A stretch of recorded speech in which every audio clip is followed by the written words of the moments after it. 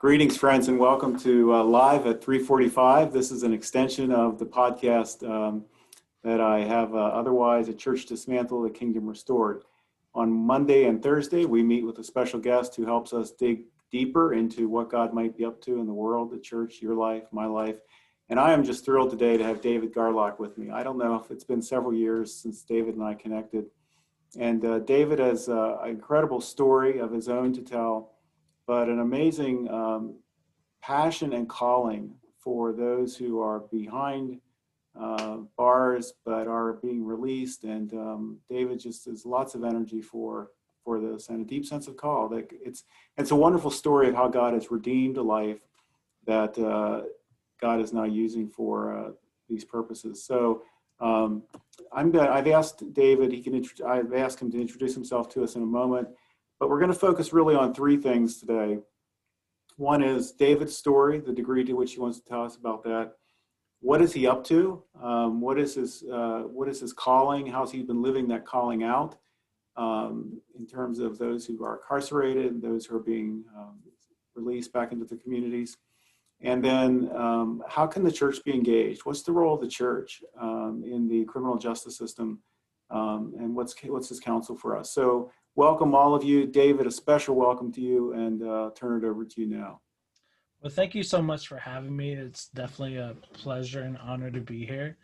And my story really began when I was 11 years old. That was really the crux of the change, and it was when I was sexually abused, and this sexual abuse started then when I was 11 years old and went on for about 8 years.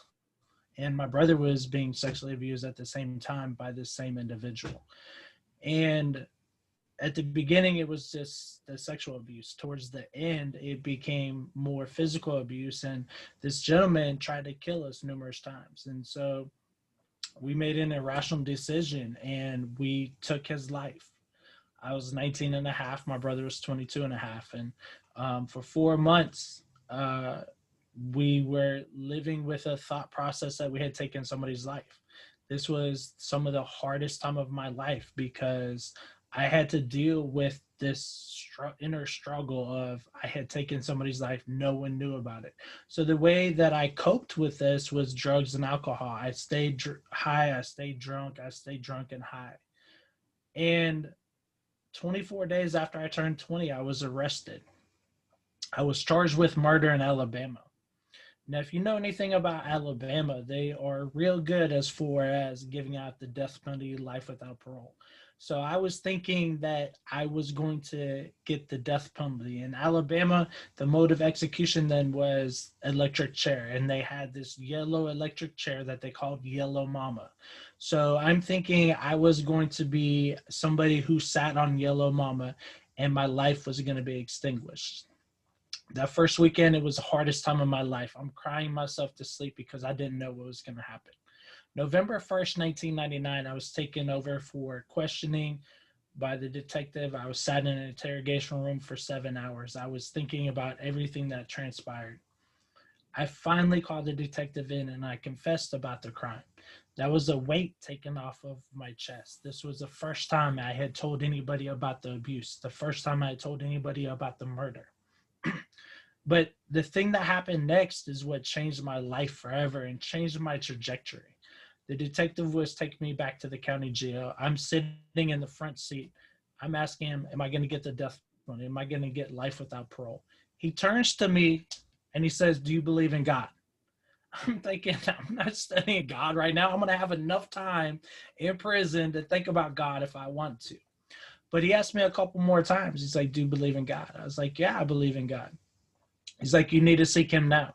So when I got back to the county jail, I asked for a Bible and they gave me a little New Testament Bible. I had grown up in the church. I knew what to say, how to say it. So I didn't go to Matthew. I didn't go to Romans. I didn't go to John. I went to Revelation. I went to the end of the book. I was like, let's go here. So I got to Revelations 3:20 that says, behold, I stand at the door and knock. If anyone opens the door and allows me to come in, I will come in and sup with him and he with me. And I just cried out to God. I'm like, God, I need you now. and this peace and joy just came over me. And here I am in my cell. I'm singing and dancing and worshiping God. And I knew everything was going to be okay, and because he was going to be with me. And so my brother and I, we received 25-year sentences. And so I served 13 and a half of that 25-year sentence. While I was incarcerated, I told myself that I was going to do the time. So I was able to get my GED. I got a drafting trade. There was a theology class in the chapel. So I was able to obtain a master's of theology degree that was unaccredited, but everything I was doing was to better myself and to improve myself.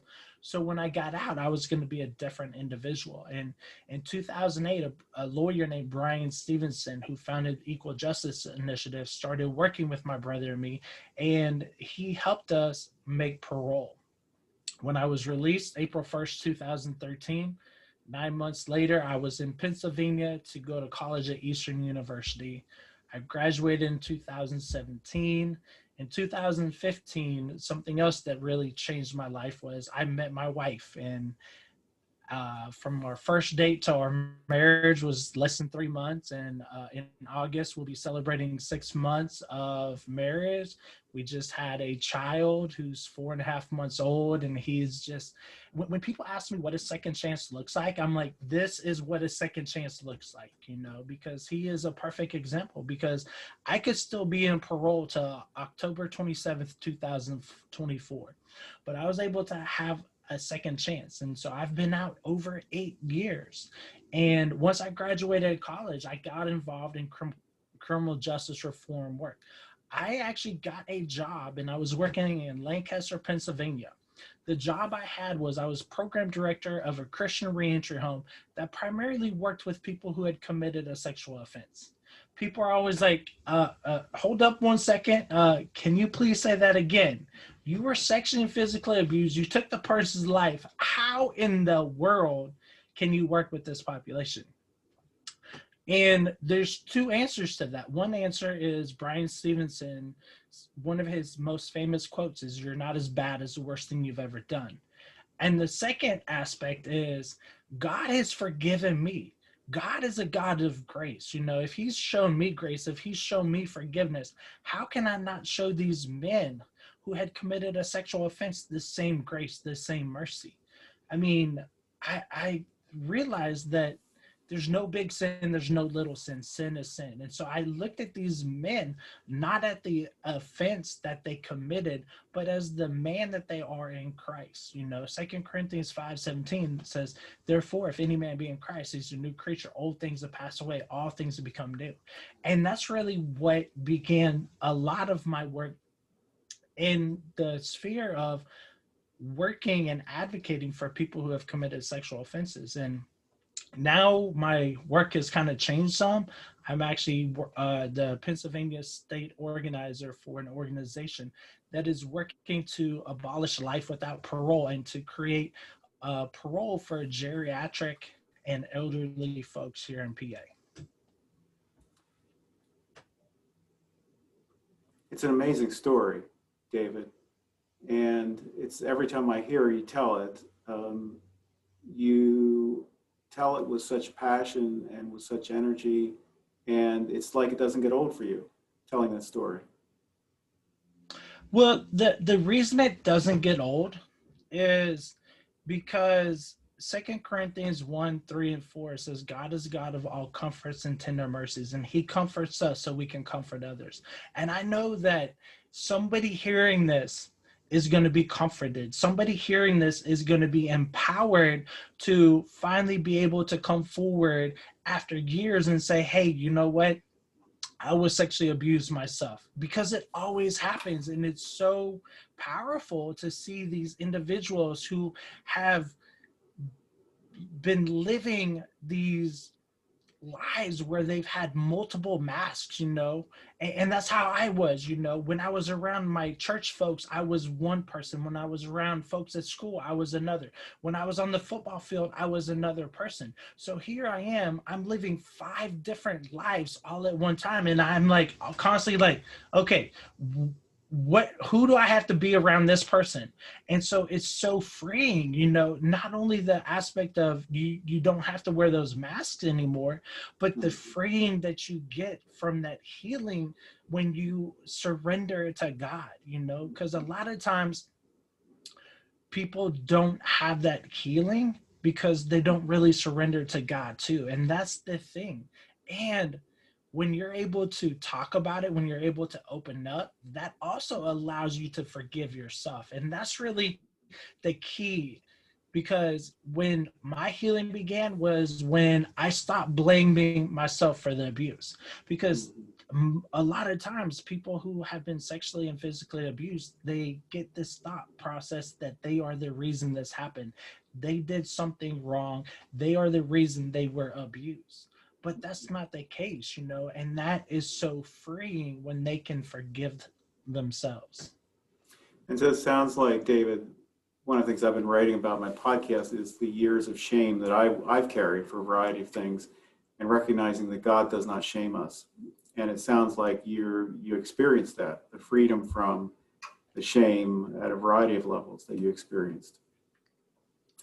Absolutely, and that's really one of the things that Satan will use to keep us from being empowered, to keep us from fulfilling the purpose God has on us, because if we're constantly looking at ourselves, in essence, like Gideon looked at himself, where he was saying, I'm a runt, I'm the least of the least, I can't do anything.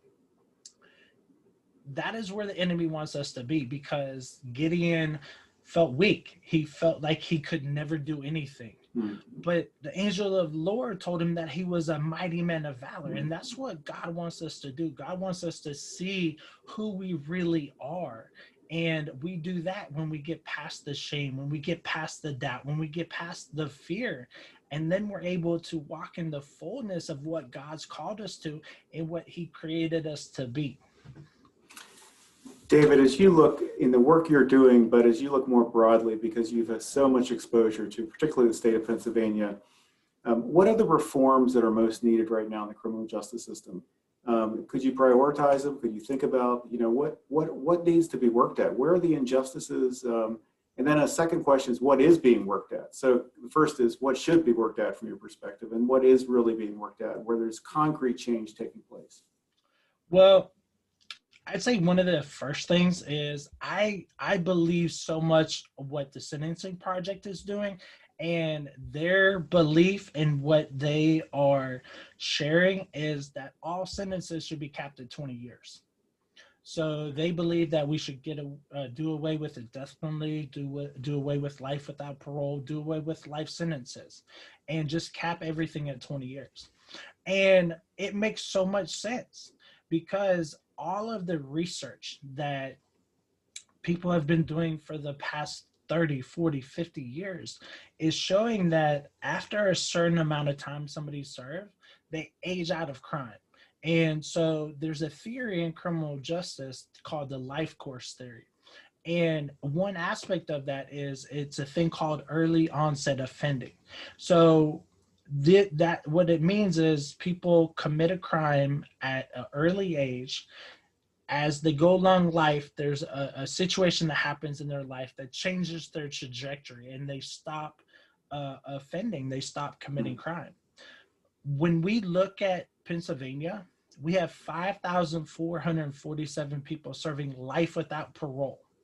These are individuals who will never get out of prison unless they get a commutation or they're exonerated. And what's baffling about that number is 73% of these people committed their offense before they were 25 years of age. And so we definitely have to look at them and say, okay, are we going to judge this 50 or 60-year-old man or woman on something that they did 40 years ago? Would you want to be judged on something? Say you stole a cookie out of the cookie jar. Do you want to still continue to be called a thief 40 years later because of that one act? I know that it's not the same thing, the severity, but the thought process is the same thing. Do we want to be labeled for one event that we did 30, 40, 50 years ago. And then we get to the thought process of violent versus nonviolent. I think we need to get away from this way that we separate these two offenses, because God doesn't look at, okay, he committed a violent sin or he committed a nonviolent sin. Isn't sin sin? So just because somebody commits a violent offense does not mean that they're going to be violent 10, 15, 30 years later. And how many people are out on the streets who have committed a violent offense and never been arrested, but are they considered a violent offender? So that's something that just baffles my mind there. Another thing is that I do a lot of work with is the registry. A lot of people are like, wait, why do you want to abolish the registry? Well, 95% of sexual offenses are happening by people who are not even on the registry. So the registry is not protecting those individuals. 95% of sexual offenses are happening by people that the person harmed knows. So what we have to do is we should take that money that we're pouring into this list that does more harm than good, because this list makes this population our modern day lepers. There are places down in Florida where they have encampments where people on this registry have to live because they cannot live within that city. So these are modern day leper colonies that are created just because of a registry. Another thing is it prevents men and women who have kids to be a part of their kids' lives. They can't go pick them up from school. They can't take them to a park. And these are individuals who've already served time in prison for the offense that they committed. And so it just is punishment on top of punishment on top of punishment. So those are some things that I definitely feel that needs to be done and worked on. The organization I work with at Straight Ahead, we're working to create parole opportunities for individuals with life without parole. We're also working on creating a geriatric and medical parole. The registry piece, I'm on PARSAW, which is the Pennsylvania's Association of Rational Sex Offender Law. And so we're doing quite a bit of work as far as the registry. So David, we have an administration in the White House that would seem to lean more towards reform. But even before then, there's been some bipartisan support for reform for the last decade. The Supreme Court has made some decisions regarding juveniles that have supported reform. Where do you see this going? Are you optimistic? Is this just, where do you see this going in the next decade, the reform of the system? Well, what we have to really pay attention to is the difference between national reform and state reform. So too many people think that the president of the United States can make blanket reform policies that cover every state. That's not the case. What the president can do is make laws and change the federal offenses and the sentencing there. So that's great. I love the trajectory that we're going on as far as change, as far as the criminal justice reform and the potential that is. It started with the First Step Act, and the change and the openings there. It worked a little bit as far as the amount of compassionate releases that we have now. There's still a lot more that we have to do on the national level, but I would say we need more work on individual state level and also county level work, as far as laws, bills, different things like that. A perfect example is in Alabama right now, the governor and the commissioner of the Alabama Department of Corrections thinks the way that they can solve their prison population is to build 3 new prisons. And 2 of those would be built by Core Civic, which is one of the big privatized prison organizations. And Barclays just today backed out of putting money up for them to build these prisons. These prisons would cost I think like $2.3 billion. Now, another thing to know about this is they're paying $2.3 billion just to lease these 3 prisons for 30 years. Alabama will not even own these prisons. So they're paying $2.3 billion just to lease 3 prisons. So it's kind of like this, the Houston Texans started 0-4 last year in football. Did they say, okay, we're going to blow up our stadium and build a new stadium to think that it's going to change their team? No, they fired their head coach. So that's how we solve problems. We get rid of the leadership. And so that's something that they're scared of to do there, to get rid of the leadership and bring in more progressive leadership. I mean, Alabama's prison population is 160%. So the one thing that's really good as far as here in PA is our prison population over the past 10, 15 years is actually dropping down. I think right now we're at 39,000 people that are incarcerated in PA right now, which is amazing compared to where we were 5, 10 years ago. And so, David, where are states that are being more progressive on this? So you pointed out Alabama is not, but are there some examples of? I had my students just read a bill that's gone through the legislature in Illinois and signed by the governor. That's pretty progressive. Are there other examples where you see states doing some of this? I mean, Michigan has definitely done a lot. They have signed different bills as far as expungements for different misdemeanors, low-level felonies.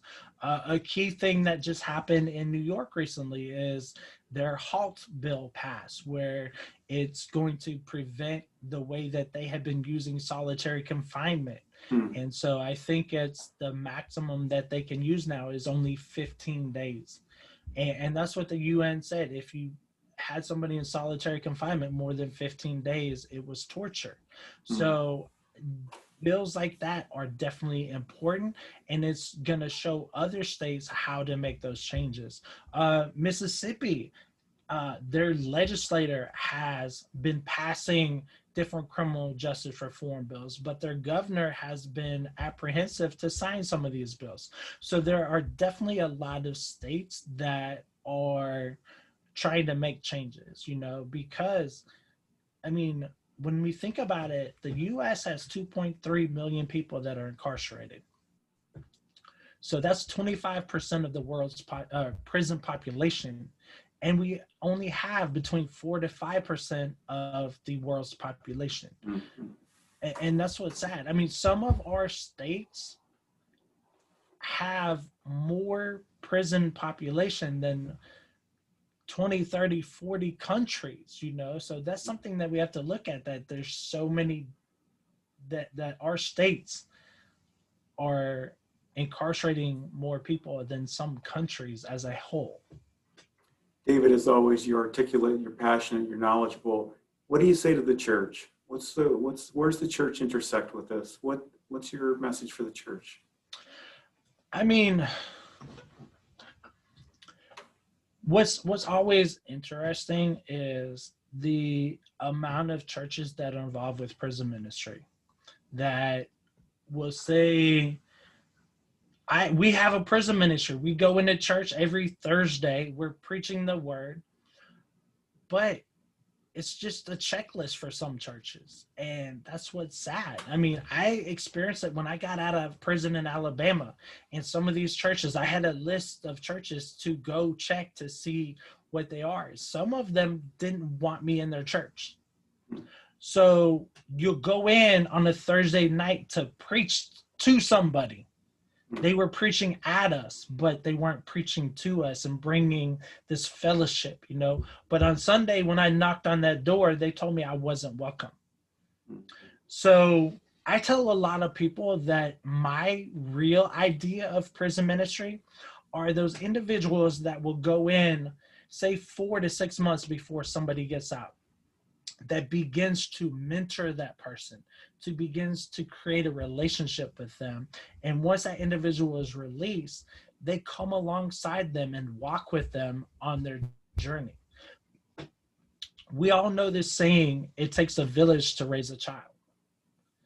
David Garlock's spin on that is, it takes a village for a returning citizen to be successful. Mm-hmm. So it takes a person's family, it takes a person's community, it takes employers, but most of all, it takes a place of faith. It takes a church to walk alongside them, to accept them, to embrace them, to love on them, you know, because for so many of these individuals, they've never experienced that in their life. They've been told they're worthless, they're useless, they're never going to amount to anything. But now they have people believing in them, speaking life into them, and it changes everything about them. They become bold. They become the individuals who say, okay, I can do whatever I put my mind to. And that's what allows them to succeed. And then also, I mean, when we look at scripture, you know, Hebrews 13:3 says, let's not forget those who are in prison.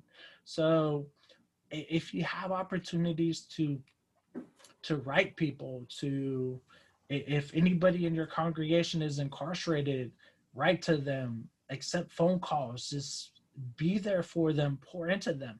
I mean, the people that poured into me the most in my 13 and a half years in prison was my former pastor that I went to church with from when I was 12 to 16, and like 4 other people from this church. They rode with me for the whole 13 years. There were times where they didn't accept, they would even accept a phone call. Like, they only accepted like 6 calls a month, each person, because it was $30 a call. I was calling from Alabama to Washington State, but they accepted the calls. We had those conversations, and those were so meaningful because I saw their love. I saw their care. And then churches being open. I mean, my wife and I go to church right now where we're involved. You know, I'm not sitting in the back row shunned about. You know, I'm involved. We're both involved serving. They have given us places of authority. You know, at the church I go to, I am in essence kind of like our pastor's armor bearer. So we're involved in different ways. You know, I've been able to share my story numerous times. And they don't judge me. They don't be like, oh man, there's David, you know, he went to prison.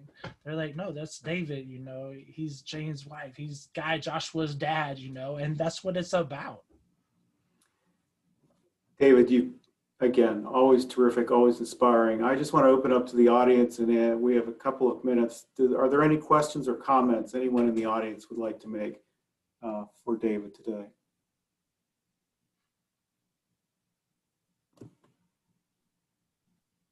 I'm interested in the kind of further supports for your work with sexual offenders. Are there circles of support around them beyond your own role, or? So here in PA, there's actually a group called the Fearless Group. So these are groups where these individuals and their families can meet and just receive that support and encouragement. New Person Ministries, you know, where I worked at previously, you know, they are a reentry home. So they house these men as they're coming out of prison and just help them, you know, create their relationship, help them find jobs, and really just to connect. And the thing about people who've committed sexual offenses is, for the most part, you know, they just want to come out. They want to be accepted. They want to not walk around and be treated like they have a scarlet letter. They want to come out. They know that they had committed an offense. You know, it was a horrible offense. They're repentant, they're remorseful, but they just want to come out and live life. So I think that's an important aspect to know, because a lot of times the media will try to portray them as monsters and people that can't change, but they are redeemable. You know, they have been restored and they just want that chance to live. And here in PA, when somebody comes out, something else to know is that there's counseling that they have to go to. So they're going to group counseling, they're going to individual counseling. So they are working a program and going through a process to get to the finish line. Yeah. David, thank you for being with us. Thanks, Ken, for your question. Thanks, Paul, Hal, for being here. It's great to see you all. We will be back on Thursday with Richard Kaufman, a pastor, writer, editor with Christian Century, and talk with him about his perspective on the church these days. Thank you, David. This will be on YouTube and also on Facebook and also on my podcast. See you all. God's peace. Blessings.